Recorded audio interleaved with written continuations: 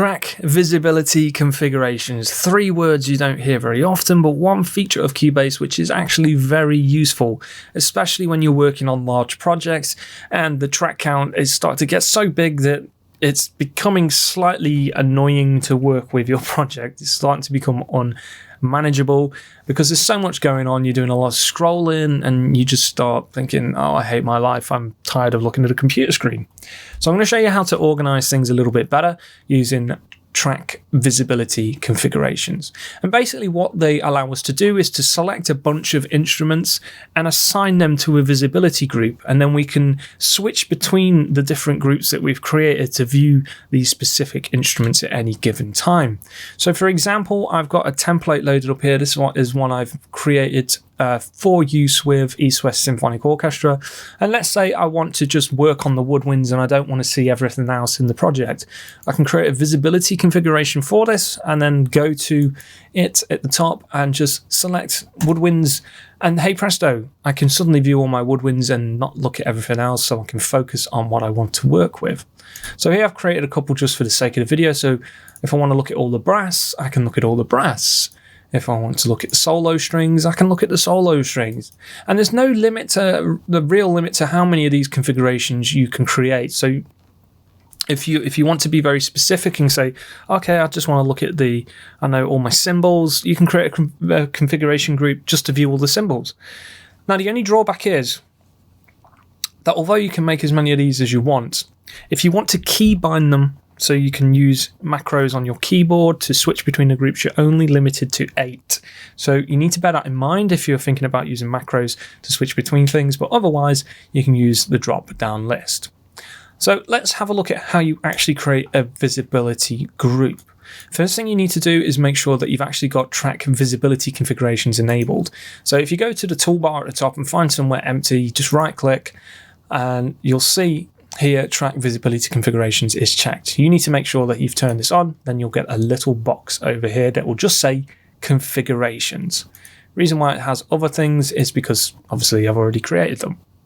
Now to create your own visibility group, what I would suggest doing is turning off everything that you can see in the visibility tab. So next to the inspector, click on visibility, select the top track, hold shift, select the bottom track.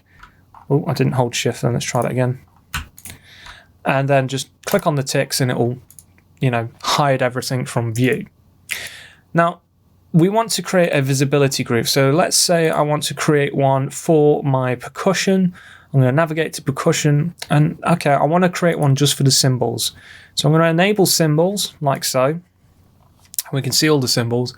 And then over here at the top, I'm going to click on the drop down menu and go to add configuration.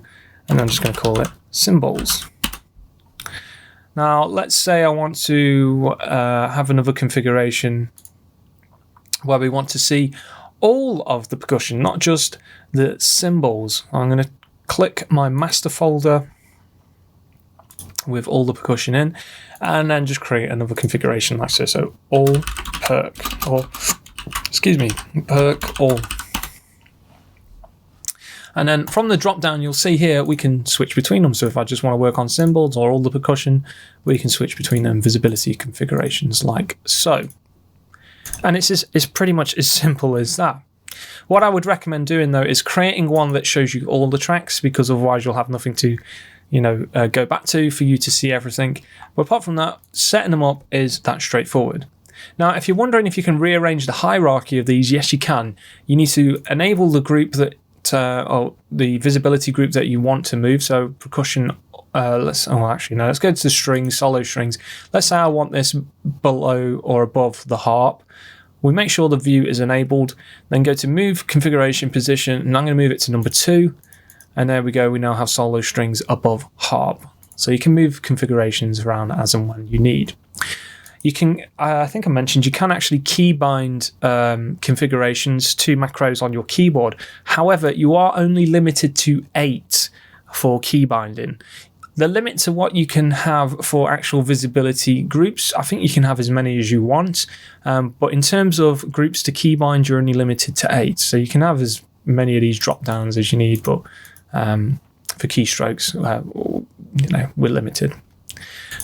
if you want to bind a particular configuration to a keystroke, you need to go to Edit, Key Commands, and then just type in visibility, and you'll scroll down a little bit, you'll see visibility configurations, and these will coincide with the actual numbers. So number 1 will be all tracks, number 2 will be solo strings, and all you need to do here is just click on one of the configurations and assign it to a keystroke. So I'm going to just come up with something, shift and